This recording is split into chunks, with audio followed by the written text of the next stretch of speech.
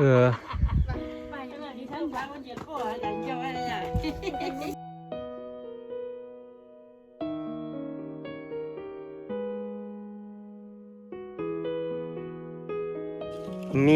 มีติดตัวมาอยู่อันพันกีบเอาไว้ไปซื้อขนมเด้อฮะโอ้คมมาข่าวสอนเด็กคมมาข่าวติดตัวมาพันกีบไอพ่อเก็บไว้ให้แล้วลูกทั้งหมดมี1 2 3พี่น้องเนาะนี่แหละบอกเพื่อนมาหาน้องๆแต่ละเทือกอะบ่ได้มาติดตัวเลยพี่น้องได้บ่ได้มาละลาบอกเพื่อนมีของต้นของฝากมีกิจกรรมมีแนวดีๆมีแนวกินเอามาฝากมาต้อนน้องมีอย่างแน่มีตีนไก่กับอย่างกับลูกเส้นเนาะแล้วก็เส้นนี่เส้นรส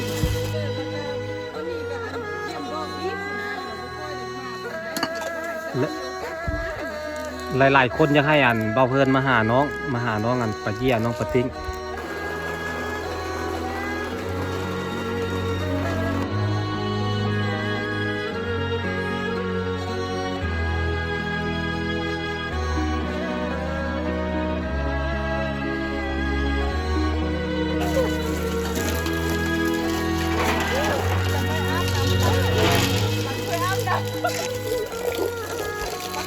เที่ยวเสสวน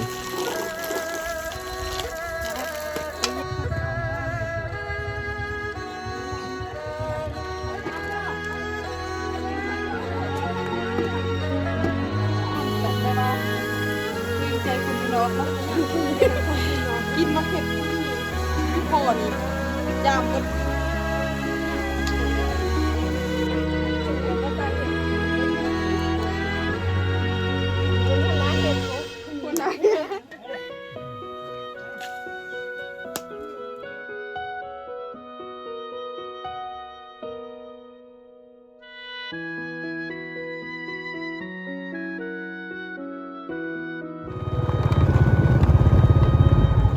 กำลังไปบ่หรือว่าเมื่อเนี่ยโอ้กำลังตัวนี้กำลังไปโรงเรียนโอ้ย่างไปพี่น้องก็เจ้าย่างไปได้ก็ระยะทาง3 กิโลเอาสู้ๆน้องเลยให้เป็นกำลังใจให้เมื่อนี้ผมมีขนมมานำกระจายกระแลมเย็นๆให้น้องๆเนาะไอศครีมเย็นๆนั่งเศร้าเมื่อยฮ้อนได้เลยกำลังไปโรงเรียนพี่น้องไอ้น้องซักซนเขาเพื่อนทำถ้าได้กระแลมเย็นๆนี่ไอศครีมเย็นๆน้องคงสิดีใจคงสิมีความสุขของชมอันนี้พันย่างเมื่ออันเมื่อไหร่เนี่ยเอาเมื่อแต่ลืมห้าเนี่ยเอาโรงเรียนบริเข้าวะโรงเรียนบริเข้าเตี๋ยเอาคือเมื่อคือพากันย่างเมื่อมาบ่ทันเข้าห้องเบิ่งทรงเพราะว่าตอนนี้มันบ่าย2แล้วได้แม่นแหละหน้าสิแม่นละมาบ่ทันห้องเงียนก็เลยเมื่อพากันเมื่อน้องเอ้ย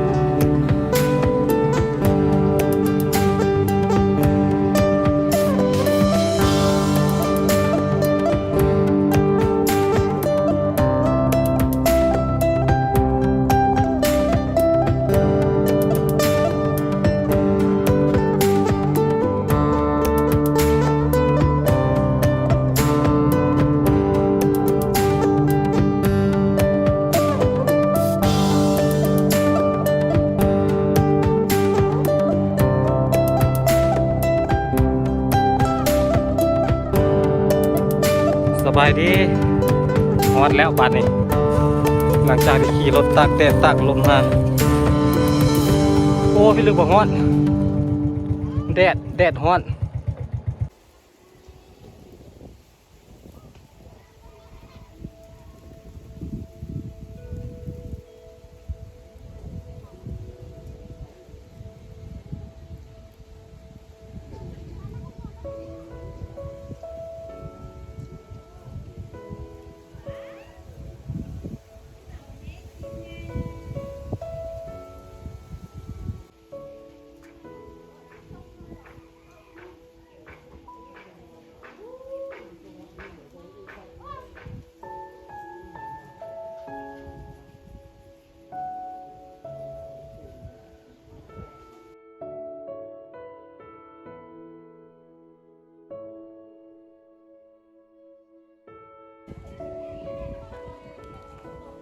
โอเคเนาะพี่น้องเนาะมาตอนนี้บ่เพิ่นก็อยู่กับน้องแล้วแหละอยู่กับน้องสาว2คนน้องสบายดีน้องปะเยี่ยสบายดีน้องปะเต็งสบายดีเมื่อสู้ทุกคนเลยวันนี้บ่เพิ่นตามคำเรียกห้องของพ่อแม่พี่น้อง FC นั่นแหละอยากเห็นน้องปะเยี่ยอยากเห็นน้องปะเต็งวันนี้บ่เพิ่นคนแรงกดดันบ่ไหวพี่น้องเอ้ย คนแรงกดดันบ่ไหวหลายๆคนมันอยากมือไปทึบวะหลายๆคนก็อยากเห็นน้องมื้อนี้มาเพิ่นมาหาน้องแล้วแหละมาเพิ่นก็มีแนวมาต้อนมาฝากน้องแล้วก็จากนี้ไปเฮาก็สิเฮ็ดอยู่เฮ็ดกินก็คือแนวที่ว่าเพิ่นมาต้อนมาฝากน้องก็คือบ่เพิ่นสิเฮ็ดเสสวนปั่นน้องกินเนาะเฮ็ดเสสวนแล้วน้องปะเยี่ยเคยกินหรือยังเสสวนบ่เคยกินเนาะแต่ว่าน้องปะติ้งเคยกินแล้วเนาะเพราะว่าบ่เพิ่นเคยมาเฮ็ดปั่นน้องกินจากเทื่อเขาเคยเฮ็ดเทื่อนึงเนาะมีเทื่อนึงมีเสสวนแล้วก็มีซีนดาดหรือว่าหมูกระทะนั่นเองเนาะเขาเพิ่นเฮ็ดปั่นน้องปะติ้งกินแต่ว่าน้องปะเยี่ยนี่ยังบ่เคยกินเลยอันนี้ก็สิเป็นเทื่อทมิตรแล้วก็เป็นเทื่อแรกของน้องที่สิได้กินเสสวนอาหารของคนจีนมาจากมณฑลเสสวนพุ่นล่ะพี่น้องไปเดี๋ยวเฮาไปเตรียมตัวเฮ็ดเลยเนาะมันสิค่ำสิมื้อพ่อแม่เพิ่นก็ท่ากินน้ำอยู่ไปเอ้ยน้องก็หลายกันบ่ฮู้ว่าสิพ่อกินหรือบ่พ่อกินก็บ่เป็นหยังเนาะพี่น้องถ้าเกิดว่ามันมดของกินมดก็คือว่าของกินแซ่บถ้าเกิดว่ามันหลายก็แสดงว่าเพิ่นเตรียมมาหลายเจ้าภาพใจกว้างเนาะไป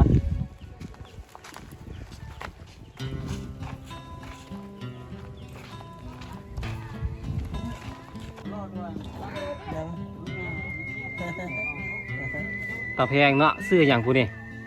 นี่นะช่องส่ง นางส่งเนาะซื้อส่ง ตาแพงเนาะตามวน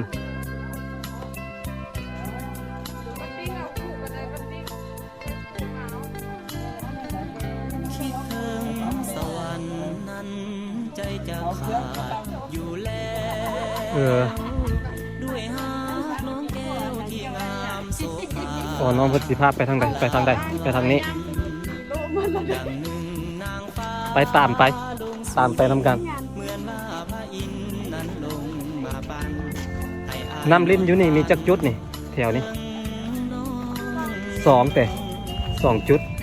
น้ำลิ้นก็คือน้ำที่ไหลมาจากธรรมชาติพี่น้อง แม้มีทางถอดออกได้อ้ายขอถอดไว้ให้นวลน้องนาง นักแต่ จะอยู่ขอบฟ้าทินแดนใดถึงจะแสนไกลอายก็จะต้อง สบายดี เจ้าเป็นน้องสาวของแม่ไม่เจี๊ยะแต่แม่แล้วเนาะเป็นน้องสาวเนาะหน้าตาคือกันเลย โอ้ผู้นี้เราเป็นแม่น้องสาวของแม่น้องไม่เจี๊ยะนี่มีติดตัวมาอยู่1,000 กีบเอาไว้ไปซื้อขนมเด้อฮะโอ้คนมาข่าวสอนเด็กคนมาข่าว ติดตัวมา1,000 กีบ ยายเมื่อหนังตาลา ไอ้พ่อเก็บไว้ให้แล้วลูกทั้งหมดมี1 2 3 4 คนแม่นบ่ลูกเจ้าฮะผู้หญิง2 คนผู้ชาย2 คนเนาะบ่แม่นลูกเจ้ามี5 คนมี5 คนผู้หญิง3แล้วก็ผู้ชาย2 คนนี้โดยอีกผู้หนึงเขาเราบ่ค่อยเต็ม100ปานใดเนาะผู้ดีทั้งหมดละมี3 คนผู้หญิงผู้ไอ้กกเป็นสาวแล้วเนาะโอ้โดยเอาไปก็เด้อ เราเป็นเอื้อยเป็นน้องสาวของอันน้องอันไม่เจี๊ยบ่เพิ่นก็ยังว่าอยู่คือกันเท่านั้นเลยหน้าตาก็เจ้าคือกันเลยนี่เฮ็ดไม้บ่นี่สิเฮ็ดมุงหญ้าบ่มุงไม้เอาตัวเก้าใส่บ่หรือเอาตัวไม้ใส่บ่มียังบ่มีเนาะโอ้มาเอาก่อนเป็นเฮือนครัวเฮือนไฟอันนี้ทั้งหมดเรามีลูก5คนลูกสาว3คนลูกชาย2คนพี่น้องเอ้ยเด็กเงินกับเจ้าก็สังเกตเบิ่งเฮือนพี่น้องเฝ้ามงนี่สิมีประตูอยู่2ด้านพี่น้องทุกหลังเลยด้านหนึ่งกับทางหน้าแล้วก็มาอยู่ด้านข้างแบบนี้นี่ก็เจ้าเฮ็ดอยู่นี่เป็นอันนี้ได้เด็กประตูด้านนี้เอาไว้เอาไผ่เข้าเฮือนเวลาเอาไผ่เข้าเฮือนก็เจ้าสิเอาไผ่เข้าอันทางหน้าเฮือนใหญ่ก็เจ้าสิเอาเข้าทางหลังพี่น้องเอ้ยกับบ่ฮู้เฮือนว่าคือเป็นแบบนั้นเป็นประเพณีของกระเจ้าและเบิ่งทรง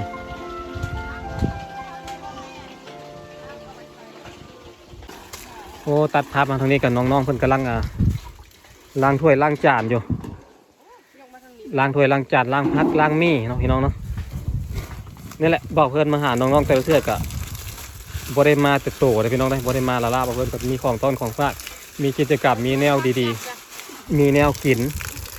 เอามาฝากมาต้อนน้อง ดื่มได้ปะติ้งปลาไปยันบ่ลืมแล้วนะคันหาใส่บ่เห็นแล้วแสดงว่าอยู่นี่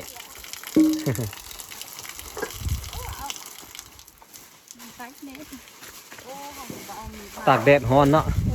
ปลาติ้งบ่ย่านเนาะปลาติ้งขาคนข่าวอยู่แล้วตากแดดกับบ่ดำ แม่นว่าซั่นความจริงเนาะ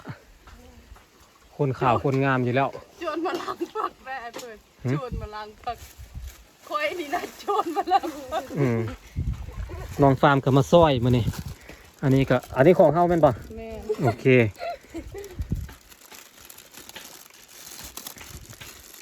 มีอย่างแน่มีตีนไก่กับอย่างกับลูกเส้นเนาะแล้วก็เส้นมีเส้นร้อน อันนี้แล้วก็วันนี้ก็อันเกี่ยมดองอีกสินะเราบ่ค่อยได้มาปานใดเรียกได้แต่ว่ามีโอกาสก็มานี่คือมื้อนี้ หลายๆคนอยากให้เบาเพลินมาหาน้องปะเยี่ยน้องปะติ้งเบาเพลินก็พัดแล้วพัดอีกมื้อนั้นมื้อนี้น้องพี่น้องเนาะเพราะว่า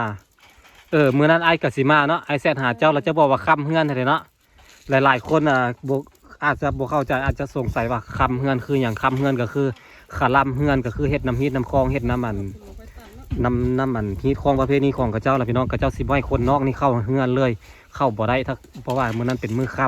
ำแม่แต่คนในครอบครัวก็อยู่แต่แถวบริเวณเฮือนออกมาเล่นเล็กๆน้อยๆได้แต่ว่าไปเฮือนอื่นบ่ได้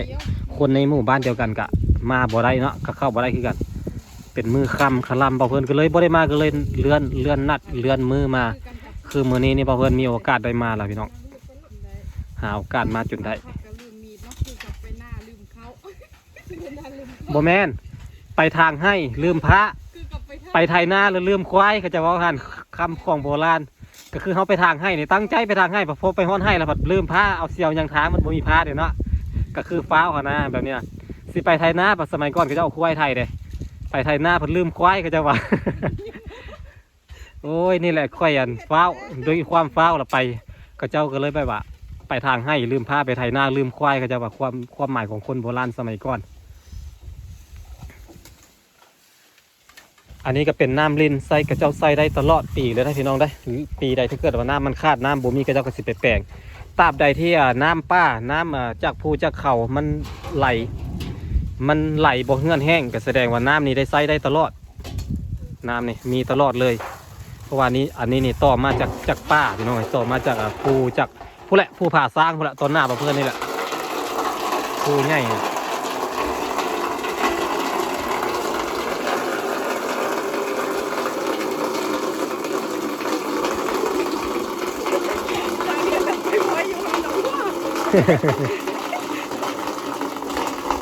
ใส่ละลายเด้อ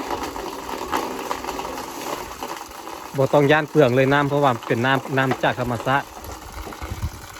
มันก็ไหลมาเรื่อยๆอันดันมาเรื่อยๆพี่น้องไอ้น้ำมันนี่ทั้งหมดมีจักจุดน้ำเล่นนี่ในหมู่บ้านนี่สุดมดเขตแถวนี้นี่ฮอดบ่10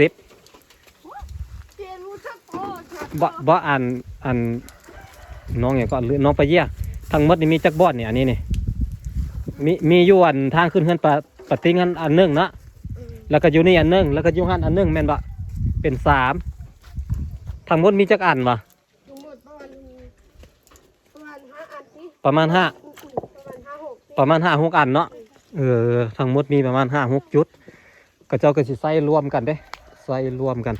แต่ละคนก็มาใส่นำกันอยู่นี่ล่ะโอ้อยู่หันก็มีเฮือนคนนี่เนาะเด้อยู่หันก็มีเฮือนคนไปอยู่กลางผู้ไปทางใดปะนี่เอาแล้วเฮือน2 หลังขึ้นไปนั่นใดไปทางใดอันนี้ไปทางพี่ปะโอ้ไปทางโค้งผู้โค้งมาแต่ทางพุทธโค้งมาแต่พุทธนี่เนาะโค้งมานี่แล้วเข้าเฮือนหลังนี้แล้วเรามาเฮือนหลังนี้โดดเดียวได้ขนาดเลยผู้พออยู่ไก่หมู่ขนาดเลยเฮือนหลังนี้บ่เป็นอย่างเนาะพี่น้องเนาะถึงว่าเป็นเฮือนหลังน้อยๆหลังแต่ก็ในนั้นมีครอบครัวพี่น้องหลังน้อยหลังใหญ่บ่สำคัญอยู่ที่ว่าอยู่ในหันมีพ่อมีแม่มีอ้ายมีน้องอบอุ่นพี่น้องเอ้ยความสำคัญของเฮือนของซ่านก็คือบ่ได้อยู่นำที่หลังน้อยหลังใหญ่แต่มันอยู่ที่ความสุขอยู่แล้วมีความสุขมีครอบมีครัวมีพ่อมีแม่มีอ้ายมีน้องก็ถือว่าสุดยอดแล้วนี่ผู้ผ่าสร้างนี่เนาะถ้าเกิดว่าช่วงหน้าฝนนี่เมฆหมอกนี่ไหลกระทบกันไปไกลไหลมาทางพุ่นก็ไหลมาแต่พุ่นทางพี่ก็ไหลมาแต่พี่มาเจอกันอยู่นี่แล้วมันก็สิบานอยู่แถวนี้ก็กลายเป็นทะเลหมอกไปเลยแถวนี้เดี๋ยวไว้มีโอกาสปีหน้าบ่เพิ่นจะพามาเบิ่งจุดนี้มายืนอยู่จุดนี้แล้วก็ถ่ายให้เบิ่งหน่อยพี่น้องเนาะธรรมชาติงามได้หมู่บ้านนี่ช่วงหน้าฝนนี่ธรรมชาติงามเป็นตาอยู่อีหลีถ้าสำหรับคนจะเห็นไปเบิ่งคลิปก้อนคลิปเก่าๆของมาเพิ่นก็ยังมีหลายอยู่ที่มาเพิ่นมาเอาลงเอาบรรยากาศให้เบิ่งหน่อยพี่น้องเนาะทางนี้ก็เป็นคอกหมูเลี้ยงหมูแบบนี้อันนี้เป็นห้องน้ำพี่น้องก็จะมีห้องน้ำได้ถึงว่าก็จะสีนั่นก็จะมีห้องน้ำมันจำเป็นต้องมีขู่มือนี่มันเพื่อความสะอาดของหมู่บ้านนี่เลยอันนี้ก็ห้องน้ำนี่ก็ได้นี่ห้องน้ำของเรือนหลังนี้ส่วนต้นไม้ต้นหญ้าเขาเจ้าปลูกนี่กำลังปลูกนี่ก็ยังงามพี่น้องก็ปลูกมังเงาะมังทุเรียนนี่เรียบร้อยเลยสบายเลยดินงามได้ดินแบบนี้นี่ดินดำน้ำส้มเลยนี่ต้นมะม่วงก็เป็นมากมาแล้วต้นมะลำไยก็เป็นดอกแล้วผมเป็นดอกละ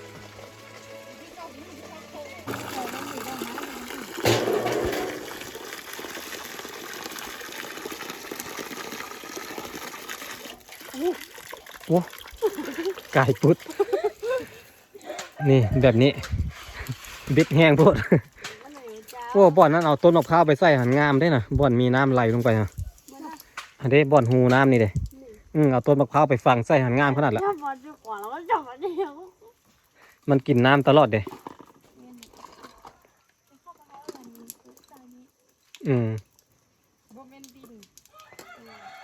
ดินเขาเจ้า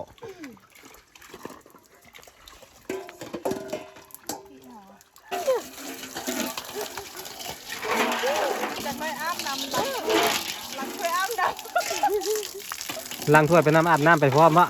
อาบน้ำล้างถ้วยนี่ล้างถ้วยอาบน้ำเอาดีคุณจะเฮ็ดกระไดเลยตีนะใบเดียว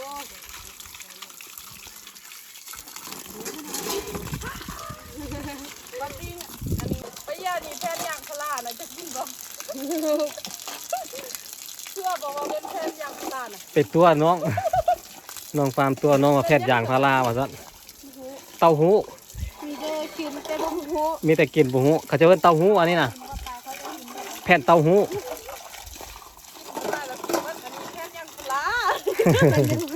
แผ่นยางพาราอันเม่นๆเหรอ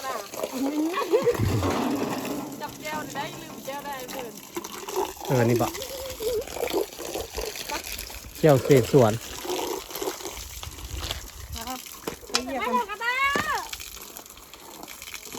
อย่าลืมคกกับสไลเด้อ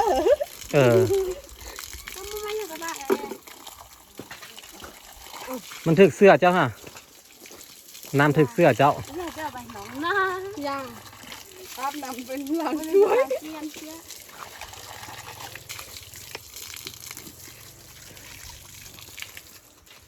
ที่เห็นแดงๆนี่หลายๆคนอาจจะคิดว่าอันยุงตัวใหญ่กัดโบแมนให้น้องอันนี้ที่จริงแล้วน้องเอาเห็ดเอาแนวมาบีบเอามักนาวแม่นบะก็จะว่าเห็ดนั่นแหละก็ เอามาบีบให้มันแดงๆพี่น้องให้บีบแล้วมันเห็ดให้คอแดงก็จะมาเห็ดเวลาเจ็บคอเจ็บหัวก็จะสิเห็ดเจ็บหลังบางคนก็เห็ดใส่หลัง ไปก่อนโมเมนต์เป็น ไป เอากินเลยเหรอว่ากินซับซึมซับกับธรรมศาสตร์แล้วนี่ทุกคนอูมอ้างไว้นี่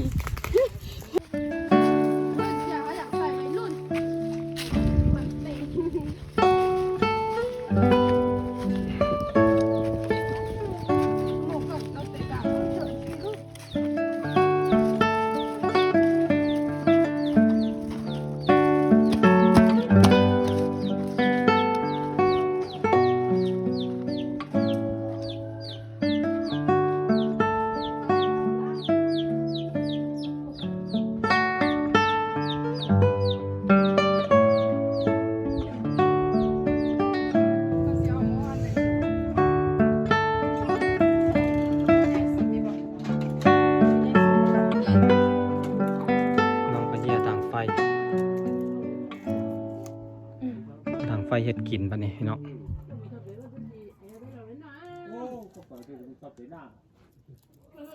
เรื่องแบบนี้ต้องถามฟาร์มเรากินดูนี่ฟาร์มเรากินดูเรากินดูหลายจนหูเมื่อว่าต้องเฮ็ดแบบใดสูตรใดมันจังสิแซ่บ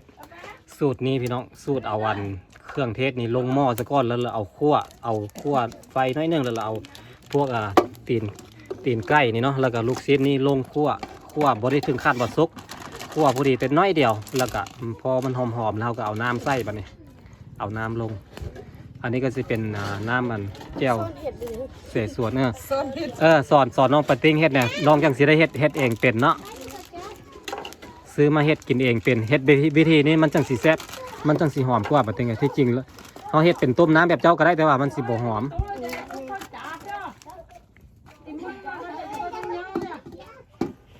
นี่เลยหาแนวมาค้นปะนี่คนเคมันเพราะว่ามันมีไขมันอยู่แล้วบ่ต้องห่วงว่าสิบ่มีน้ำมันหลายอยู่นี่ในอันเศษส่วนนี่แก้วเศษส่วนนี่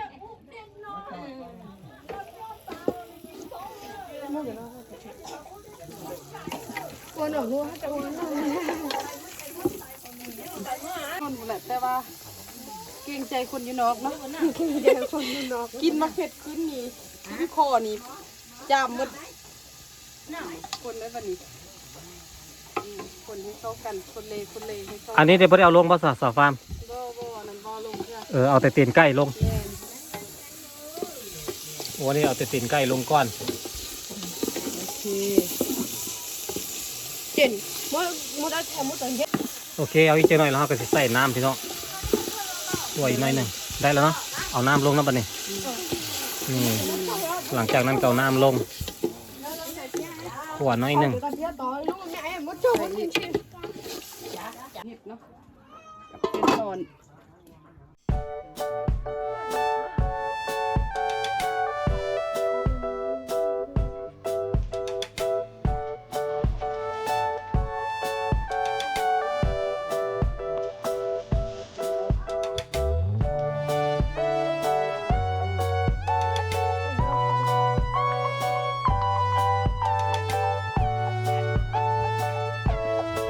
ตามน้องไปตักน้ำก่อนบัดนี้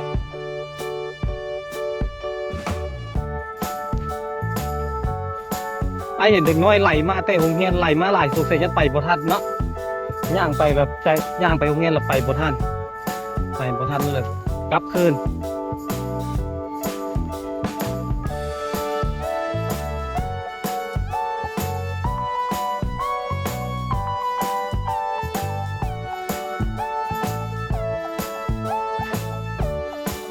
แสดงว่าพี่น้องของน้องปลาเยี่ยนี่มี2แบบก็คือน้องคนนี้กับเอื้อยเจ้าได้แม่ก็คือน้องคนนี้กับเอื้อยเจ้าที่ไปโรงเรียนหน้าตาไปได้แม่ก็เลยผิวขาวเนี่ยเนาะเดี๋ยวน้องปลาเยี่ยนี่แหละได้ทั้งพ่อเนาะแม่นบ่ แล้วมีเจ้าคนที่ข่าวได้ทั้งแม่3 คนขาวแล้วมีคนผิวดำได้ทางพ่อเด็ดมีใครแน่มีเอ้ยเจ้าแล้วก็เจ้าแล้วก็น้องเจ้ามี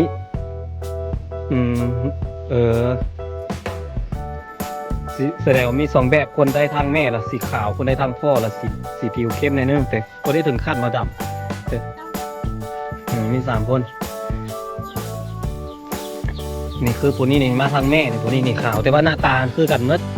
หน้าตาคล้ายกันหมดเลย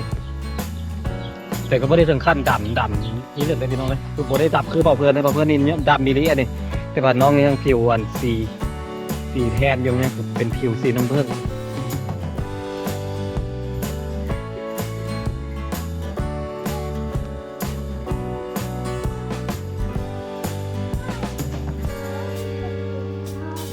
นี่ผู้นี้นี่พี่ลึกว่าข่าวจนด้อนเนี่ยข่าวจนด้อนมืดหัวผมกับข่าวผมกับด้อนพี่ลึกว่าข่าวเนาะข่าวขนาดเลยได้ทางแม่ด้วยนี่แม่ข่าวเพราะว่าลูกของได้เจ้านะอยู่บ้านป่าต้านกับข่าวได้ทางแม่ละข่าวมาเลยมีแต่คนข่าวที่เจ้าเป็นม่วงข่าวเนาะมันสิมีม่วงขาวม่วงแดงเนี่ยแบบแล้วก็มีม่วงอย่างนี้มีม่วงอย่างมีหลายม่วงเลยเนาะม่วงเขียวก็มีแต่สิเจ้านี่เป็นม่วงขาวบะมีม่วงเขียวมีม่วงขาวแล้วก็ม่วงอย่างนี้ มีหลายม่วงแต่ว่าส่วนหลายสิเป็นคนผิวขาวหมดวันนี้เขาเจ้าแยกกันแต่ไหนสมมติม่วงขาวม่วงเขียวม่วงนี้มันแค่ไหนจังสิฮู้ว่าเป็นม่วงขาวม่วงเขียวภาษาเว้าบะภาษาเว้าสิแตกต่างกันภาษาเว้าเขาจะสิแตกต่างกันแล้วก็เฮ็ดให้แยก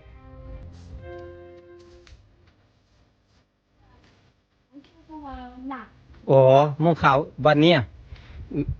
ม่วงเขียวแล้วหน้าก็คือแยกได้โดยการภาษาเว้าพี่น้องเลยภาษาเว้าเขาเจ้าสิแยกกันม่วงขาวม่วงเขียวมีหลายม่วง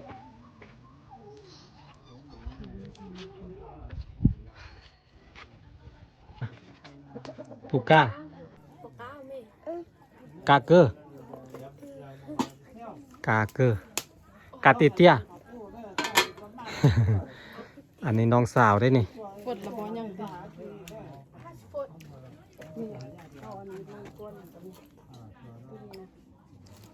นี่ เอาเต้าหู้ลงก่อนเนาะ มันยางพาราเนาะ ยางพารา เอายางพารา ไปฟาร์มบอกว่ายางพาราเต้าหู้เด้อบ่แม่นยางพาราเด้อ หูจักเต้าหูบ่หูจักบักทั่วเรื่องบ่หูบักทั่วที่เขาเฮ็ดเล็กแต่ซอยหั่นล่ะเขาเอาบักทั่วนั่นแหละไปเฮ็ดเป็นน้ำมาแล้วก็เฮ็ดโอ๊กเป็นแผ่นนี่มาคอยเด้อระวังเด้อนี่เดือดได้ทีแล้วระวังกระติ้ง ระวังมือเด้อมันสิฮ้อน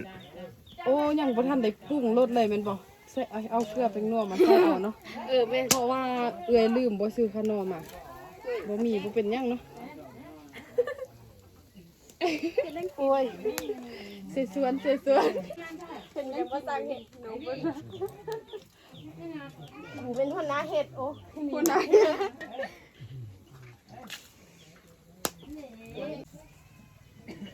เครื่องปรุงลงไปเริ่มเป็นซีซั่นขึ้นมาแล้วก็ติ้งจ้องละที่อันกับอันตื่นใกล้อะนะตื่นใกล้นะเห็นแล้วเรียบร้อยอะนี่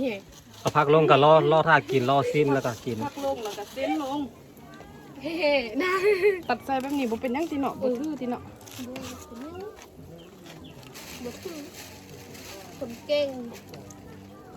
ถือหลายมันนักเนาะปัดติ้งเนาะ ถืออะไรมันนัก วางเนี่ย อันน้อยก็ใส่เลย อันน้อยก็ใส่ลงไปต้อนเดี๋ยวมันเปื่อยแล้วก็กินง่ายกินได้อยู่ เส้นเดี๋ยวเราใส่ผักเปื่อยน้อยนึงก่อนค่อยใส่เส้นเราเท่ากับกุ้งเลยก กุ้งนี่ซะ เจ้าฮู้นะไอเตรียมมาตั้งแต่เช้าบ่ได้ใช่จริงได้ไอเอามาแล้วก็เอามือเอามาแล้วก็เอามาไหม้นี่ กุ้งก็คือเฮายกอ้องหั่นน่ะเฮาใส่เส้นแล้วเฮายกอ้องเลยหั่นนะ เพราะเพิ่นเตรียมมาตั้งแต่อันตอนนั้นมาแจกกิจกรรมน้องๆนักเรียนพี่น้องแต่ว่าติดต่อน้องบ่ได้บ่เพิ่นก็เลยเมื่อก่อนเมื่ออะไรบ่เพิ่นก็กลับมาใหม่ นี่น้ำมันลดเนาะแม่นมีน้ำมันลดคิดฮอดพวกเจ้า จะให้สิเจ้าได้กินเท่าแหละจะให้สิเจ้าได้กินก็เลย เดี๋ยวบ่แซ่บ ก็เลยมาก็เลยเอามากินเลยเอามาพี่เอามาปั่นน้องกินคิดฮอดได้ซะเวลาได้กินของแซ่บๆก็คิดฮอดน้องคิดฮอดน้องๆเด้อยากให้น้องได้กินนํเด้ พ่อตังไอ้กูดื้อไปนะพ่อตังมาพ่อตังไปเตะแล้วนี่น้องตังก็ไปเตะไปแล้วกูไปน้องฝั่งดื้อไปนะตังไอ้ดื้อให้ชิมูลงไป โอ้เป็นตาแซ่บขนาดเลย เต็มหม้อเลย ขอซีมมึงก่อนเด้อ น้องตังมันจะได้อยู่มันกินมันเลยเป็นล้านเด้อ โอ้รู้สึกว่ามันอยากแซ่บเนาะ แสดงว่าเซฟแล้ว แซ่บแล้วได้ละ กินอะไรเพื่อนล้างเด้อ บ่เป็นหยังนะล้างซื่อ กูได้สิโป้งวันนี้แล้ว ๆเดี๋ยวน้องผู้นี้ลงเฮียนแล้วไอเห็นเจ้าอันบ่เว้าดีกว่า รอดีกว่า เจ้าได้แม่เราสิให้ นี่เบิ้งนี่เลยนี่คนให้เบิ้งสัดเลยนี่ว้าวคักยานไอเฟิร์นชื่ออะไรล้างด้วย น้องยันอันบอกเพิ่นในร้านถ้วยเอาถ้วยฟัวมากินมื้อแล้วก็ทิ้งเลยว่าซัด กูได้สิหยกอ้อมหลับอันนี้ ฮะ กูได้สิหยก เราต้องหาแนวจับเด้หาแนวเอาไม้ซอดเข้าไปแล้วก็ยก บ่เอาผ้ามารีบก็ได้หยกคนเรา สุกแล้วติ สุกแล้วนี่สุกแล้วแต่บ่มีคนยก เอาดีๆเด้ ได้แล้วสุกแล้วสุกละสุกละเอาเจ้ายกเลย สุกแล้วก็เสาเลย ยกออกเลย ก็บอกnhả nhả cái lưng trời về เอาไอ้เพื่อนจะยก มาซะนี่เลยพี่น้องสาเหตุที่ว่าบ่เพิ่นมาเล่นน้ำน้องบ่ได้ก็เพราะว่าน้องน้องเฮ็ดฮีทเฮ็ดฮีทของประเพณีวัฒนธรรมเขาเจ้าละเขาเจ้าอันคลำเฮือนเข้าบ่ได้นี่เด้กับมีอันนี้พี่น้องนี่มีดาบด้วยเนี่ยอันนี้นี่เป็นดาบนี่ดาบแล้วก็มีหญ้าคาเป็นอันนี้เลยแล้วก็มีใบไม้นี่สังเกตเบิ่งเฮือนใดมีใบไม้ยังเขียวๆอยู่แสดงว่าเขาเจ้าคลำเฮือนแล้วเขาเจ้าก็สิปิดประตูไว้พี่น้องเอ้ยบอกเพิ่นเลยมาหาน้องบ่ได้มื้อนะบอกเพิ่นก็เลยเลื่อนมือมาเป็นมื้อนี้แทนเนาะคลำเฮือนคนนอกห้ามออกคนในห้ามออกคนนอกห้ามเข้าเนาะคันเข้าเนาะมันคิดนี่เด้พี่น้องอันนี้เขาเจ้าเสียด่านทางเข้านี่เด้นี่ทางเข้าเฮ็ดแบบนี้นี่มือเขาเจ้าคลำเฮือนเฮ็ดน้ำผีเนาะพี่น้องเนาะนี่ทางเข้านี่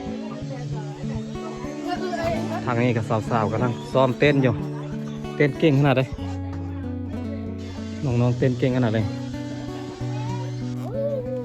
นี่น้องปัดติงกับน้องปะเยี่ยกำลังจัดแจงแบ่งส่วนปั่นกันกินปั่นครอบปั่นคั่วกินปั่นอ้ายปั่นน้องกินปั่นกันกินคนละคำ2 คำกันยังดีได้กินทุกคนของที่น้องบ่เคยกินก็ได้กินมื้อนี้ล่ะพี่น้อง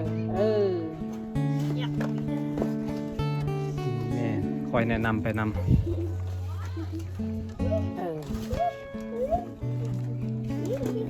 โอเค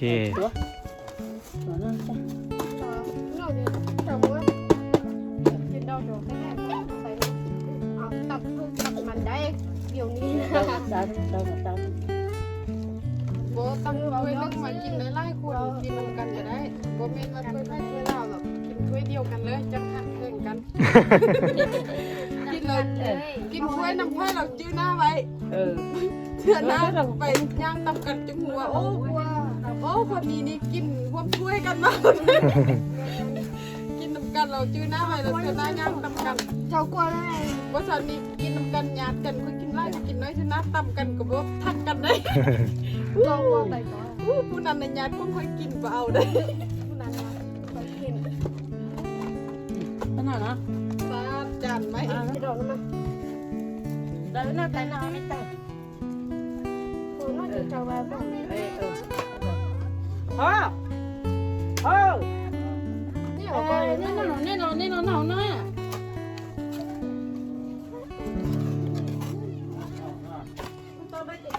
Wow, bông bông đấy mình hòn đấy. bông hòn cho vào mình. Hả? Cái gì nó đâu nó? Có thực nó chỉ trời tay nó Rồi, thở đồng lên tao tay cũng còn đâu còn tay anh ấy đâu thì nên thì ý โอ้ถือว่าได้หลายอยู่เนาะไอคิดแต่ว่าสิบ่ได้หลายหลายเติบด้วยนี่บ่ หม้อใหญ่ได้นี่ หม้อใหญ่หม้อบักใหญ่ โทรศัพท์ใครหม้อเหรอ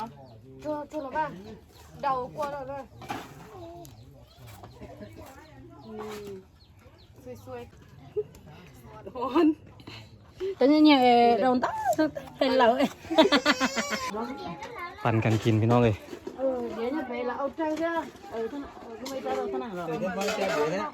mấy ra địa tổ Chưa mới đây được là đâu. sao เอา sao lên thấy แต่อันไม้ทูนี่ก็ได้ละ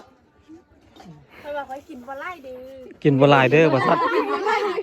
kim với lại กินบ่หลายเด้อแต่เอาถ้วยใหญ่กูหมู่ กินบ่ไล่เมื่อกี้อันถ้าว่าน้องไปอยากกินไล่บ่น้องกินบ่ไล่ว่าสั่น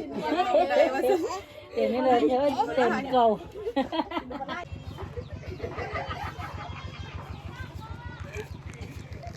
แซ่บบ่ปุกกากาเกอร์เนาะแซ่บ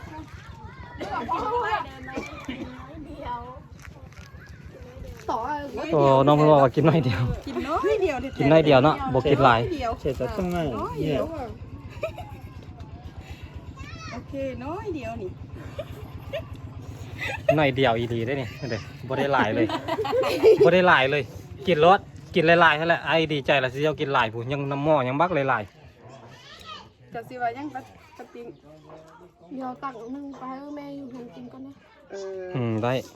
น้ำเนาะเส้นเอาบ่ เอาบ่เส้น เส้นเอาแล้วสิเอาไม้ตะเกียบให้บ่เอาดิ เอาบ่เอามา เอาโอเคเอาจัดการมัน มาเด้อบัดนี้พี่น้องมากินน้ำกันเด้อเสียบกับบ่ถึก มาเอามาให้ค่อยสั่น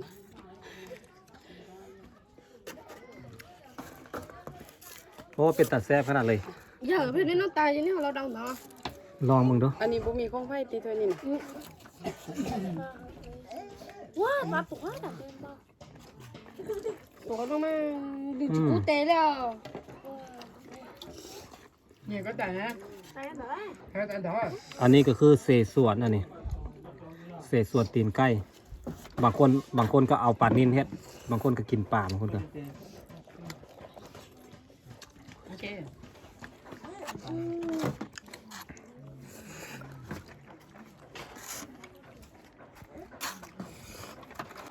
แซ่บบ่น้องไปเยี่ยเอิ้นอันพี่น้องมากินน้ำดูนี่พี่น้อง FC มากินน้ำดูนี่มาเด้อมากินอันเศษส่วนน้ำน้อง nằm đưa nó kín vào lại chìm thuê มาเด้อมากินอันเศษส่วนน้ำน้องอันไปเยี่ยเด้อพี่น้องเด้อนี่แหละเป็นครั้งแรกที่น้องได้กิน แต่ว่าน้องปะติ้งเคยกินเทื่อหนึ่งแล้วนี่เป็นเทื่อที่สองกายบ่มานี่ก็บ่ได้กินหรอกเนาะบ่มีโอกาสได้กินเนาะเพราะว่าก็เจ้าสิบ่ค่อยได้กิน ถ้าบ่แท้ๆอีหลีเนาะอันใดที่บ่เคยกินบางคนจะพยายามพาเขาเจ้ากินคือไข่ตุ๋นเขาเจ้าบ่เคยเฮ็ดบ่เคยกินก็ได้กินไปแล้ว อันเศษส่วนน้องปะเยี่ยบ่เคยกินก็ได้กินแล้วมื้อนี้ก็เรื่องการกินก็ต้องขอบใจอันสาวฟาร์มเนาะเป็นหัวหน้าทีม มาเด้อทุกคน ที่บ่แม่นว่ากินหมดไว้ได้ตักน้อย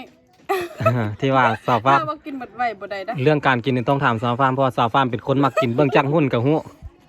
เบื้องจากหุ้นกับหู้แล้วว่ามักกิน เมนูต่างๆต้องถามเราแซ่บบ่น้องปะติ้งสุดยอดเนาะเตือนอันโอ้แม่พี่น้องมากินน้ำมึงด้วย เพื่อนๆทุกคนเอฟซีมากินน้ำแดง โอเคเนาะมากินน้ำน้องปะติ้งเด้อกินน้ำมาเพื่อนแซ่บขนาดเลยพี่น้องมาเด้อมากินน้ำกันมื้อนี้บ่มีน้ำเก๊กฮวยดอกมื้อนี้กินกันนี่แหละเขาก็กินนี่เดี๋ยวมาเพื่อนจะไปซื้อน้ำหวานเอา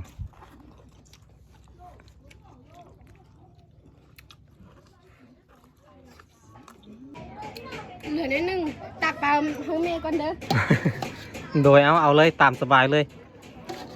โอ้เพิ่นบอกว่าเหลือน้อยหนึงตักขออนุญาตตักเมื่อให้แม่เมื่อฝากแม่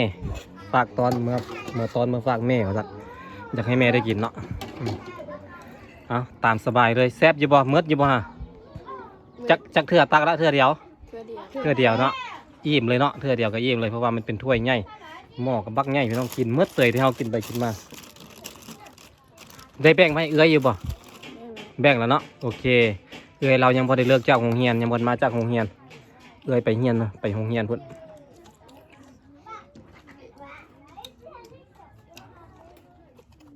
มาเลยไหม 你这马我啊，我这是。วันนี้ใบซ่าค่อยก็เฮ็ดได้หมดใบซ่าเจ้าลองเฮ็ด มาที่เอาเพลงได้ หรือว่า ที่เอาเพลง เป็น กูจะหาหนึ่งเสียก็ไอ้แม่ ไอ้แม่ไอ้แม่ว่าสันเต็นไปบอกไว้ละ แม่มายืนเบิ่งละอายแม่ว่าซั่นขนาดนี้แล้วยังขี้อายอยู่ติ สรุปที่เอาเพลงนั้นเปิดแต่เพลงเดียวเลยค่ะแต่เดียวนี่นะ ก่อนนี่นะตัว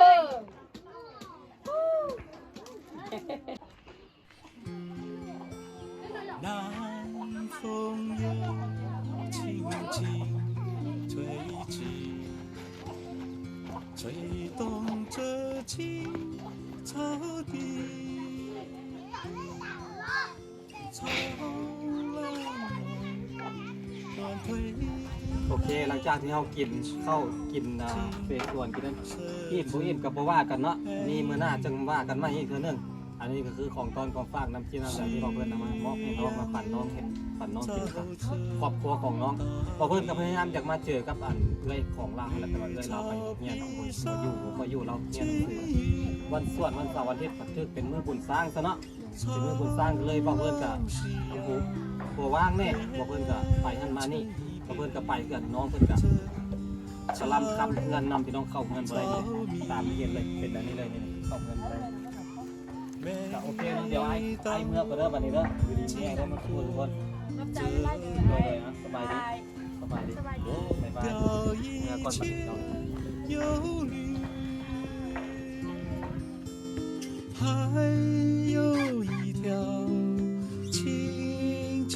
小溪伴着青草地，